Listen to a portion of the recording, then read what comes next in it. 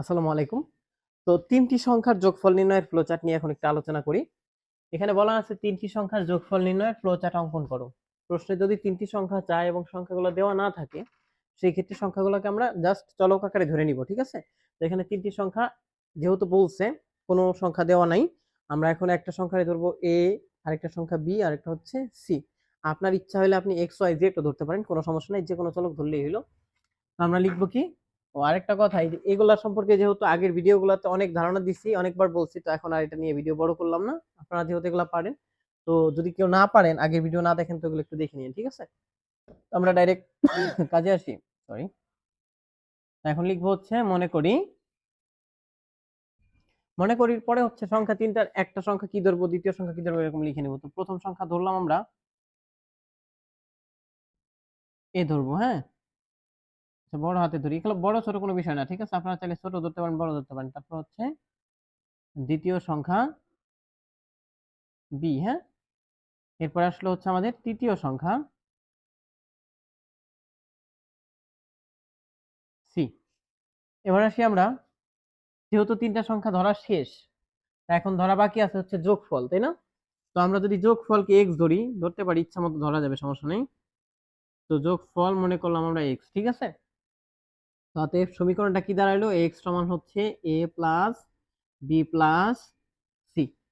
মানে তিনটি সংখ্যা নিয়ে আমি যদিও আগের ভিডিওতে আলোচনা করছি, তারপর আবার এটা হচ্ছে ক্লিয়ার করতেছি সরাসরি। এখানে আমরা সংখ্যা তিনটার একটা এ ধরছি, একটা বি ধরছি, একটা সি। তো যোগফলকেও তো ধরতে হবে একটা চলক। তো যোগফলকে আমরা ধরছি হচ্ছে এক্স। এই চলকগুলো ইচ্ছা মতো ধরা যাবে সব সময়, আবার বলতেছি। তো এখন যোগফল কি দাঁড়াইলো? যোগফল এক্স মানে কি? এ বি সি এর যোগফল। তো এ প্লাস বি প্লাস সি মানে হচ্ছে এক্স। এটা আমরা এখানে প্রকাশ করলাম। এবার চিত্রের সাহায্যে এটা আমরা প্রদর্শন করব ফ্লো চার্টে। তো সর্বপ্রথম যে কোনো ফ্লো চার্ট আঁকতে সর্বপ্রথম কি দিতে হয়? এরকম একটা চ্যাপ্টা বৃত্ত, তার ভিতরে লিখতে হয় হচ্ছে স্টার্ট। এরপরে নিচে লিখতে হয় কি? ইনপুট। ইনপুটে কি লিখতে হয়? যতগুলো সংখ্যা নিয়ে বলছে এখানে সবগুলো সংখ্যা। তো আমার এখানে চলক ধরছি সংখ্যার জন্য এ বি সি, তিনটা সংখ্যা, তাই না? তো ইনপুটে আমাদের এ বি সি হবে, এ কমা বি কমা সি, ঠিক আছে? এরপরে কি হবে? আমাদের প্রসেসিং একটা আয়তক্ষেত্র। আয়তক্ষেত্রের মাঝখানে কি দিব আমরা?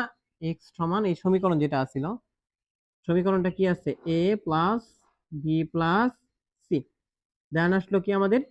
এবার প্রিন্টের পালা, তাই না? তো প্রিন্টে সবসময় কি হয়? প্রশ্ন যাকে অ্যান্সার হিসেবে চায় সেই হচ্ছে প্রিন্ট হয়। এখানে চাইছে কার কথা? যোগফল নির্ণয়ের কথা, তাই না? তো যোগফল কি ধরছি আমরা? এক্স। তো এক্স হবে প্রিন্ট। তো প্রিন্ট হচ্ছে x, P R I N T. আচ্ছা, এর মনে হয় বোঝা যায় না, আমি ক্লিয়ার করতেছি। তো প্রিন্টের পরে হচ্ছে আমরা কি দিব? ফাইনালি প্রোগ্রামটা শেষ। সাধারণত প্রিন্ট আসার পরে প্রোগ্রামগুলো শেষ হয়ে যায়। তারপর হচ্ছে স্টপ। ক্লিয়ার? এখানে হচ্ছে আমি আবারও বলতেছি, সংখ্যা তিনটা প্রথমে ধরে নিয়েছি আমরা এবিসি। তো এগুলো হচ্ছে ইনপুট। আর যোগফল ধরছিলাম এক্স। তো এক্স সমান হচ্ছে এ প্লাস বি প্লাস সি, মানে তিনটি সংখ্যার যোগফলই হচ্ছে এক্স। তারপর প্রিন্ট করছি এক্স কে। ক্লিয়ার?